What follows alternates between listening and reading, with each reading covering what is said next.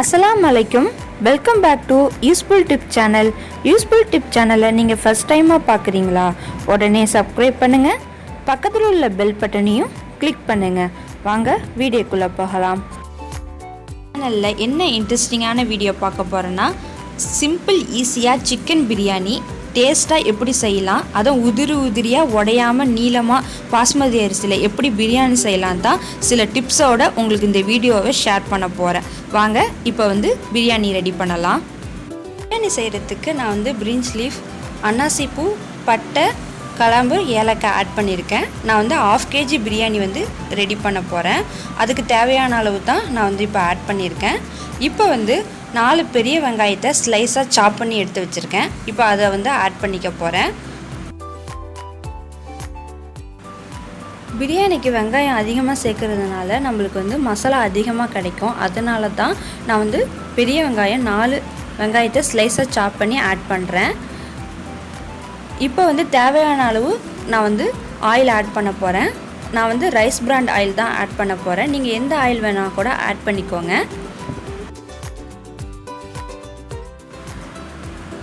வெங்காயத்தை நல்லா கோல்டன் நிறம் ஆகிற அளவுக்கு நம்ம ஃப்ரை பண்ண போகிறோம். அப்போ தான் பிரியாணி ஒரு நல்ல டேஸ்ட் கிடைக்கும். வெங்காயம் எந்த அளவுக்கு நம்ம வதக்குறோமோ அந்த அளவுக்கு நம்மளுக்கு பிரியாணி நல்லா சூப்பராக கிடைக்கும். எண்ணெய் விடுற அளவுக்கு நல்லா வதக்கிக்கலாம். இப்போ நான் கொஞ்சமாக சாஜ்ரா ஆட் பண்ண போகிறேன். இருந்தால் நீங்கள் ஆட் பண்ணிக்கோங்க, இல்லாட்டி ஸ்கிப் பண்ணிக்கோங்க. இது ஒரு டேஸ்ட் ஃப்ளேவர் கொடுக்கும். அதுக்காக தான் நான் கொஞ்சமாக ஆட் பண்ணுறேன். 1 டீஸ்பூன் நான் கீ ஆட் பண்ண போகிறேன். இது வாசனைக்காகவும் டேஸ்ட்டுக்காகவும் மட்டும்தான் 1 டீஸ்பூன் கீ ஆட் பண்ணுறேன். ஆயில் நான் கொஞ்சம் கூட ஆட் பண்ணனால கீ 1 டீஸ்பூன் எடுத்திருக்கேன். நல்லா வதங்கி வரணும். அந்த அளவுக்கு நீங்கள் ஆனியனை குக் பண்ணுங்கள். லோ ஃப்ளேமில் வச்சியே நீங்கள் ஆனியனை ஃப்ரை பண்ணுங்கள். அப்போ தான் உங்களுக்கு அடி பிடிக்காமல் இருக்கும், கருகாமல் வரும். அதுக்காக தான் கொஞ்சம் இது டைம் எடுக்கும் ஆனியனை வதக்கிறதுக்கு மட்டும். மற்றபடி ஈஸியாக சிம்பிள் ஈஸியாக பிரியாணி ரெடி பண்ணிடலாம். ஆனியன் பாருங்கள் ஓரளவுக்கு குக் ஆகிடுச்சு. எப்படி தெரியணும்னா ஆனியன் எண்ணெய் பிரிஞ்சு வரணும். அப்போ தான் ஆனியன் நல்லா ஒரு அளவுக்கு குக் ஆன மாரி தெரிஞ்சுக்கலாம். அப்போ தான் உங்களுக்கு பிரியாணி நல்லா டேஸ்ட்டாக கிடைக்கும்.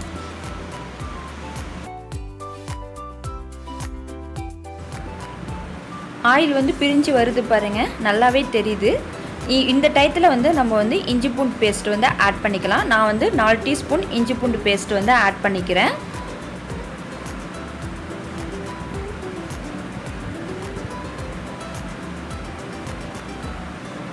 இஞ்சி பூண்டு பேஸ்ட் ராஸ்மெல் போகிற அளவுக்கு நல்லா வதக்கிக்கோங்க.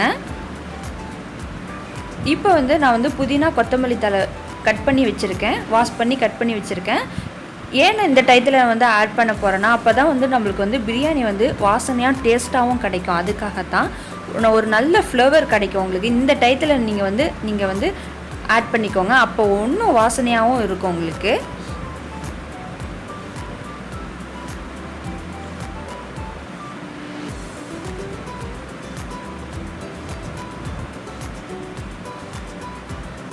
நெக்ஸ்ட்டு மிளகாய் தூள் ஆட் பண்ண போகிறேன். 2 டீஸ்பூன் மிளகாய் தூள் ஆட் பண்ண போகிறேன். இதில் ஒரு டிப்ஸ் என்னென்னா, கலர் பொடி நான் ஆட் பண்ண மாட்டேன். இந்த பிரியாணியில் மிளகாய் தூள் உள்ள கலர் தான் எனக்கு பிரியாணியில் கலராக வரப்போகுது. ரொம்ப டேஸ்ட்டாகவும் கிடைக்கும் உங்களுக்கு. இதை நீங்கள் கன்ஃபார்மாக ட்ரை பண்ணி பாருங்கள். லோ ஃப்ளேமில் வச்சியே நீங்கள் வதக்கிக்கோங்க. ஏன்னா ஹை ஃப்ளேமில் வச்சாக்கா மிளகாய் தூள் கொஞ்சம் கருகிடும். அதுக்காக எண்ணெய் பிரிஞ்சு வர அளவுக்கு நல்லா வதக்கிக்கோங்க. அப்போ தான் உங்களுக்கு கலர் கிடைக்கும், டேஸ்ட்டும் கிடைக்கும். பாருங்கள் எண்ணெய் அழகாக பிரிஞ்சு வருது பாருங்கள். பிரிஞ்சு நல்லா அழகாக வந்துடுச்சு. இந்த டயத்தில் நம்ம தக்காளி ஆட் பண்ணிக்கலாம். நான் 3 தக்காளி ஸ்லைஸாக சாப் பண்ணி ஆட் பண்ண போகிறேன். அந்த தக்காளி நல்லா மசியணும், அந்த அளவுக்கு நம்ம வதக்கிக்கலாம். நெக்ஸ்ட்டு சால்ட் ஆட் பண்ண போகிறேன். தேவையான அளவு சால்ட் ஆட் பண்ண போகிறேன். கிரேவிக்கு உள்ள தேவையான அளவும் பிரியாணிக்கு உள்ள தேவையான அளவு சால்ட்டை இப்போயே நான் ஆட் பண்ணிக்கிறேன். நான் வந்து நிறைய மசாலாலாம் ஆட் பண்ணலை, 2 மசாலா மட்டும் தான் ஆட் பண்ண போகிறேன். பிரியாணி மசாலா வந்து ஆட் பண்ண போகிறேன். 1 டீஸ்பூன் வந்து பிரியாணி மசாலா தான் ஆட் பண்ணுறேன். ரொம்ப அதிகமாகலாம் எடுத்துக்கல, கொஞ்சமாகவே பிரியாணி மசாலா கொடுத்தாவே போதும். ஏன்னா நம்ம சிக்கன் போடுறதுனால அந்த ஃப்ளேவர் கிடைக்கும். 1 டீஸ்பூன் வந்து கரம் மசாலா தூள் ஆட் பண்ணியிருக்கேன். உங்களுக்கு பிரியாணி மசாலா எப்படி வேணும்னு கேட்டாக்கா எனக்கு கமெண்ட் பண்ணுங்கள். நான் உங்களுக்கு வந்து நெக்ஸ்ட் வீடியோவில் உங்களுக்கு வந்து அப்லோட் பண்ணுறேன். அந்த மசாலா ஸ்மெல் போகிற அளவுக்கு நல்லா வந்து வதக்கிக்கலாம். எண்ணெய் பிரிஞ்சு வரணும், எந்த அளவுக்கு எண்ணெய் பிரிஞ்சு வருதோ அப்போ தான் உங்களுக்கு வந்து அந்த டேஸ்ட் நல்லாவே கிடைக்கும். அந்த தக்காளியோட ஸ்மெல் போகிற அளவுக்கு நல்லா வதக்கிக்கலாம். இப்போ வந்து நான் வந்து 10 ரூபா பாக்கெட் தயிர் வந்து ஆட் பண்ண போகிறேன். அது நான் வந்து ஃபுல்லாக ஆட் பண்ணலை, பாதி தயிர் தான் வந்து ஆட் பண்ணிக்கேன். நான் வந்து 1/2 kg பிரியாணிக்கு பாதி தயிர் வந்து ஆட் பண்ணியிருக்கேன். இப்போ வந்து மூடி போட்டு அப்படியே லோ ஃப்ளேம்லேயே வச்சு இப்போ வந்து அப்படியே விட்டுடலாம். இப்போ வந்து பாஸ்மதி அரிசியை வந்து நல்லா வாஷ் பண்ணிவிட்டு தண்ணியில் வச்சு ஊற வைக்க போகிறேன். அப்போ தான் வந்து நம்மளுக்கு நீளமாக கிடைக்கும். அதுக்காகத்தான் கிரேவி பண்ணுற வரைக்கும் அந்த ஒரு 20 மினிட்ஸ் ஊற வச்சாவே போதும், அதிகமாக ஊற வைக்க வேணாம். கிரேவி வந்து ரெடி ஆகிடுச்சு பாருங்கள், பிரியாணி உள்ள கிரேவி ரெடி ஆகிடுச்சு.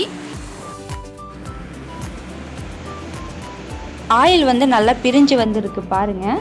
ஆயில் வந்து கொஞ்சமாக தான் வந்து ஆட் பண்ணியிருக்கோம், ஆனால் வந்து நல்லா வதக்கி ஆயில் பிரிகிற அளவுக்கு நம்ம வந்து நல்லா வதக்கியிருக்கோம். அப்போ தான் வந்து நம்மளுக்கு வந்து டேஸ்ட்டாகவும் கிடைக்கும், உதிரியாகவும் கிடைக்கும். கலர் வந்து சேஞ்ச் ஆகாமல் இருக்குது பாருங்கள். அப்பப்போ கிண்டி விட்டுக்கோங்க, அடி பிடிக்காமல் இருக்கும். அதனால ஆயில் வந்து பிரிஞ்சு வந்துடுச்சு. இப்போ வந்து நம்ம வந்து சிக்கனை வந்து ஆட் பண்ணியிருக்கலாம். நான் வந்து சிக்கனை வந்து கொஞ்சமாக தான் வந்து ஆட் பண்ணியிருக்கேன். ஏன் இந்த டயத்தில் வந்து நான் சிக்கனை ஆட் பண்ணுறேன்னா, சிக்கன் வந்து உடஞ்சி வரும். அதனால நம்மளுக்கு வந்து லாஸ்ட்டாக வந்து சிக்கனை ஆட் பண்ணாக்கா உடையாமல் கிடைக்கும்.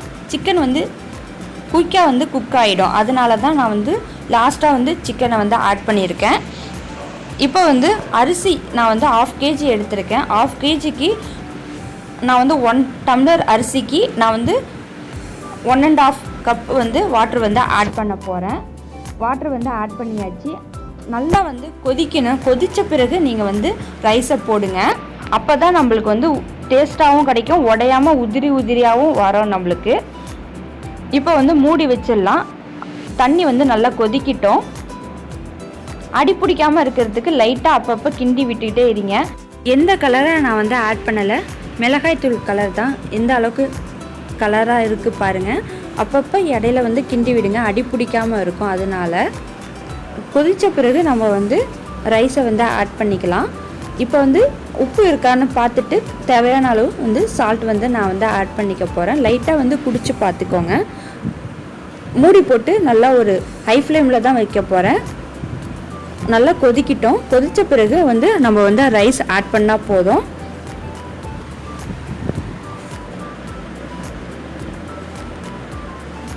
கொதி வந்துடுச்சு. இப்போ வந்து நம்ம வந்து இந்த ஸ்டேஜில் வந்து ரைஸை வந்து ஆட் பண்ணிக்கலாம்.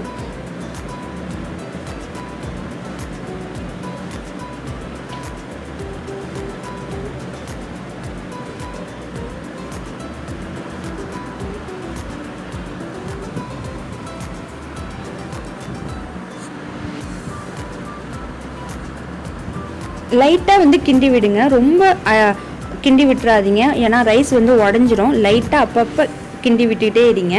அந்த தண்ணி வந்து ஒரு அளவுக்கு அரிசி தெரிகிற அளவுக்கு வற்றி வரணும். அது வரைக்கும் நீங்கள் வந்து லைட்டாக கிண்டி விட்டுகிட்டே இருங்க. மூடி போட வேணாம். இப்போ வந்து நம்ம வந்து டம் போட தேவையில்லை. அந்த தண்ணி எல்லாம் ஒரு அளவுக்கு ரைஸ் தெரிகிற அளவுக்கு வற்றி வரணும். அந்த அளவுக்கு நம்ம வந்து குக் பண்ணால் போதும். நான் வந்து இப்போ வந்து பெரிய அடுப்பில் வச்சுருக்கேன்.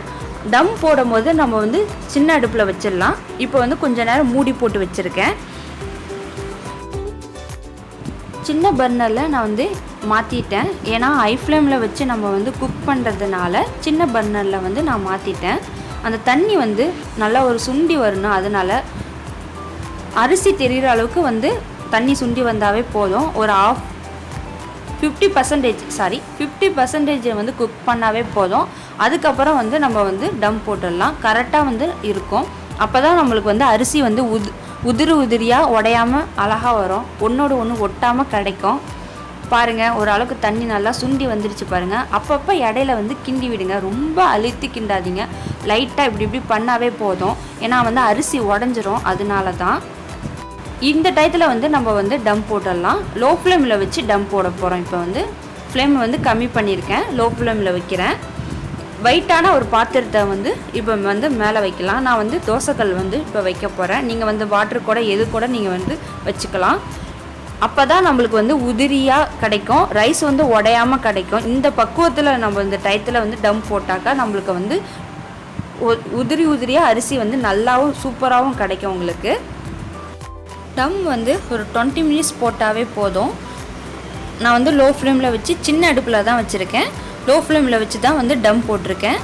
இப்போ வந்து லைட்டாக வந்து ஓப்பன் பண்ணி பார்க்கலாம். ஏன்னா வந்து தண்ணி வந்து இருக்கா என்னன்னு செக் பண்ணி பார்க்கலாம். எப்படி உங்களுக்கு வந்து செக் பண்ணி பார்க்கலான்னு சொல்கிறேன் பாருங்கள். லைட்டாக வந்து அந்த ஓரத்தில் வந்து நீக்கி பாருங்கள், தண்ணி இருக்கான்னு நம்மளுக்கு வந்து கரெக்டாக தெரிஞ்சிடும். அப்படி இருந்துச்சுனாக்கா ஒரு 5 மினிட்ஸ் வந்து டம் போட்டாவே போதும்.